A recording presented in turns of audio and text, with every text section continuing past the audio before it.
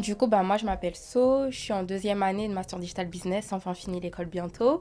Et je me suis lancée sur les réseaux pendant le confinement et ça va faire 3 ans que je suis sur les réseaux sociaux, sur TikTok et Instagram. La création de contenu autour des cheveux, des sujets d'actualité, quand il y a des choses qui m'énervent, qui m'agacent, bah, j'en parle à ma communauté. Du coup, si je pourrais commencer par rapport à la communauté musulmane en tant que femme, bah, j'ai porté le voile et ça a été assez compliqué pour moi car je m'attendais à du soutien de ma communauté, mais j'en ai pas trop reçu.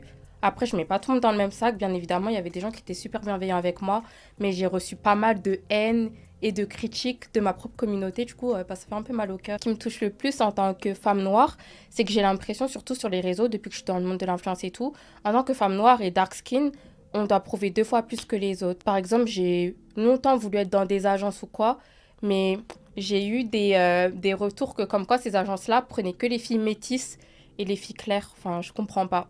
Pourquoi tu prendrais pas des filles dark skin aussi? Enfin, c'est pas parce qu'on est clair qu'on peut avoir plus d'impact sur les réseaux sociaux. Moi aussi, en tant que fille noire, je suis belle, j'ai tout pour moi. Enfin, je comprends pas pourquoi je serais moins mis en valeur que les métisses. Je vous kiffe les métisses, je kiffe tout le monde, mais j'aime pas ceux qui font de la discrimination par rapport à ça. Enfin, on est tous noirs au final. Enfin, c'est pareil, je trouve ça un peu ridicule. Comme impact positif que j'ai pu avoir sur mes réseaux, bah déjà depuis le début, comme je vous le dis, je partage mes routines capillaires et tout, et je sais que j'ai aidé beaucoup de femmes noires à prendre soin de leurs cheveux, à comprendre leur texture, etc. Franchement, ça me fait trop plaisir parce que moi aussi, je sais que j'étais dans cette même galère-là, et de moi-même, j'ai réussi à avoir de l'impact. Et comme impact négatif, bah lorsque j'ai fait mon lissage au karité, je savais pas que ça dénaturait les cheveux. Moi, la fille, elle m'a dit, t'inquiète, lissage au karité, c'est un soin, ça va pas du tout tuer tes cheveux. Et quand je l'ai fait, ça a complètement dénaturé mes cheveux. Au début, j'étais dans le déni parce que la fille elle me disait, non, t'inquiète, tes boucles, elles sont juste détendues. Et du coup, à cause de moi, il y a plein de filles qui ont fait ce lissage au karité-là. Et à cause de moi, leurs cheveux étaient morts. Et je m'en suis trop voulu. D'ailleurs, je m'étais déjà excusée et tout par rapport à ça. Et par la suite, bah, moi-même, j'ai coupé mes cheveux. Et du coup, bah, c'est un des impacts négatifs que j'ai eu sur ma communauté. Et je m'en suis un peu voulu, j'ai perdu beaucoup d'abonnés par rapport à ça et tout, et je comprends.